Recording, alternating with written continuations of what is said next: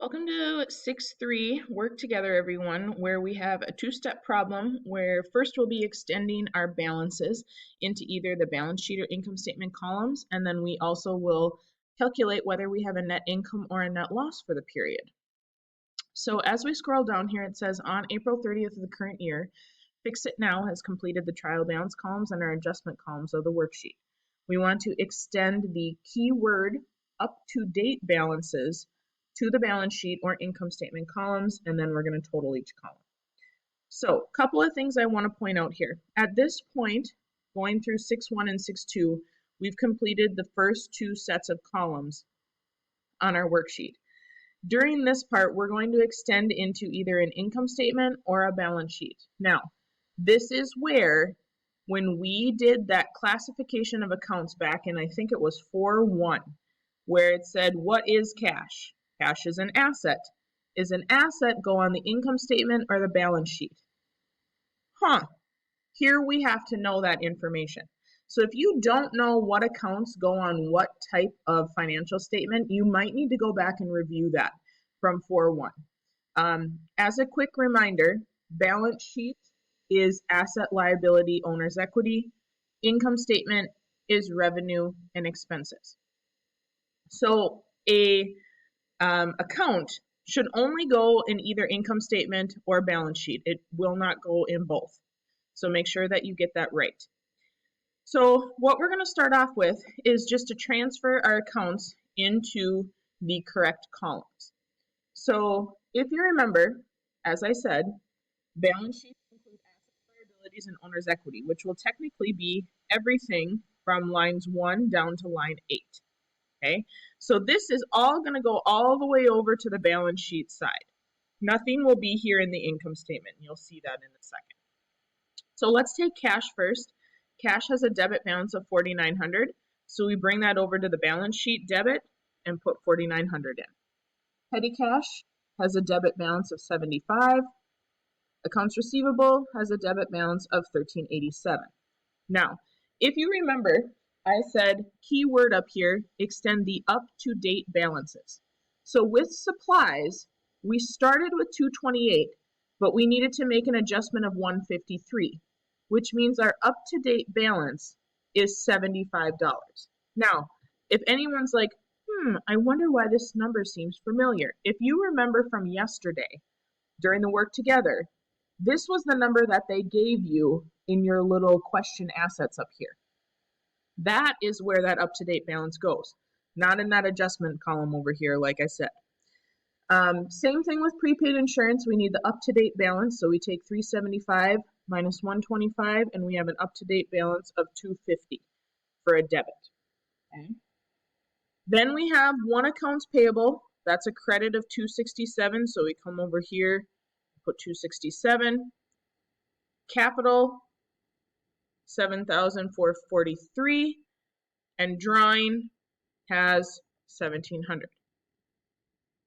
Now, if you remember, I said income summary is one of those accounts that we don't actually work with until Chapter 8, but it is still listed on our worksheet. So make sure that you don't forget about it, even though nothing will go here at this point in time. You still need to put it down. So here is our balance sheet information. Then what we do is we come down and we do our income statement. So our income statement is revenue and expenses, which will essentially be sales through the end of our expenses, which is utilities. So once again, we are going to transfer this information over into our income statement columns. The biggest challenge with doing this 6-3 work is making sure that you get things in the correct columns, because now you have 4 of them. And like I said, you need to know which column it needs to go in. So first things first, we have a credit of sales of $2,160. So that's going to go in the income statement credit column for $2,160. Then advertising had a debit balance of $460. Cash short and over was $6. Insurance expense started with a 0 balance, but then had an adjustment of a debit of $125, which means its balance right now is a debit of $125. So we plug in a $125 debit in insurance expense. Miscellaneous expense is a debit of $189. Supplies expense is the same. Notice that we had a zero balance. We had an adjustment of $153 debit. So that means its balance right now is $153. And then last but not least is our utilities expense for $550. Now, as it says up here, we want to total each column. I will tell you right now, and do not panic. Don't panic. Whatever you do, don't panic. Your totals are not going to equal right now. Your debits and credits will not equal. That is okay because there's one thing we haven't accounted for yet, and that is our net income or net loss, which we're going to do in the next step. So don't panic right now when we total everything up. So when we total our income statement debit column, we get a total of $1,483.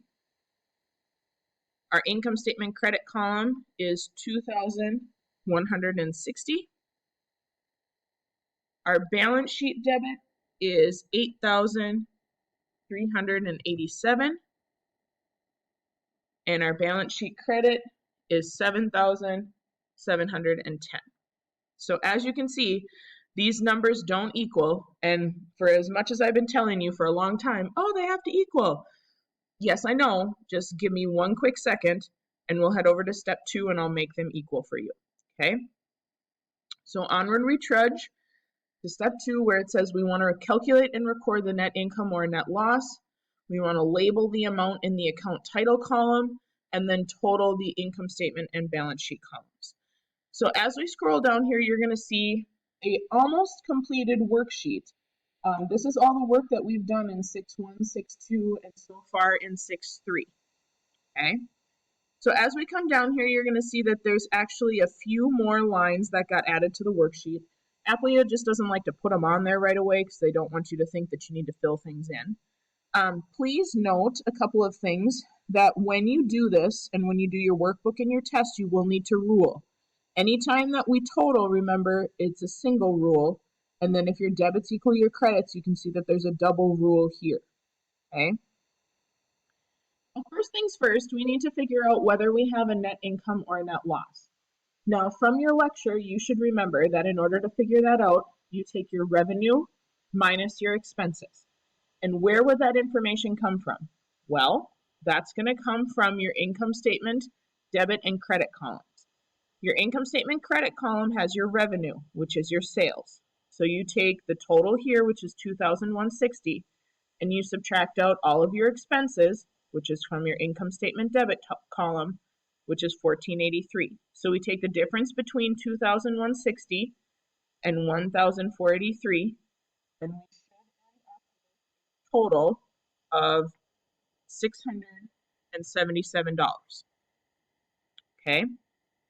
Now, because this went in the income statement debit column, this same $677 is going to go in the balance sheet credit column.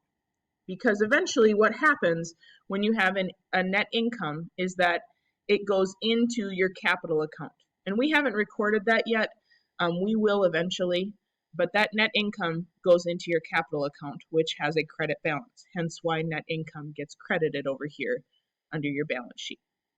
Now, the other thing that I want to point out is that we do need to label this as a net income. So we come over here to our very first column and we type in net income. And then what we want to do is total our columns again. So we take our 1,483 plus 677, and you should get 2,160, which will equal the 2,160 you have here. And then we have 8,387, and when we total 7,710 and 677, you should also get 8,390 or 87, excuse me. I did a typo there, everybody, sorry. 8387. Okay? Now, you do always run the risk that you could have a net loss. If you had a net loss, what that means is that your expenses over here are greater than your income. And if that is the case, then what happens is this number would simply move over here to the credit side, and this number would move over here to the debit side. And I believe when you do your workbook problem, you'll have a net loss, so just pay special attention to that is an option. And there's examples in your book too, so make sure you look at that if you have questions, okay? So that, my accounting kiddos, is the end of 6-3. We have completed a worksheet. I'm very proud of you all for sticking with it. It is not necessarily the easiest thing that we do, so hopefully you feel good about it. And so you can head over and do on your own your application and your terms and questions.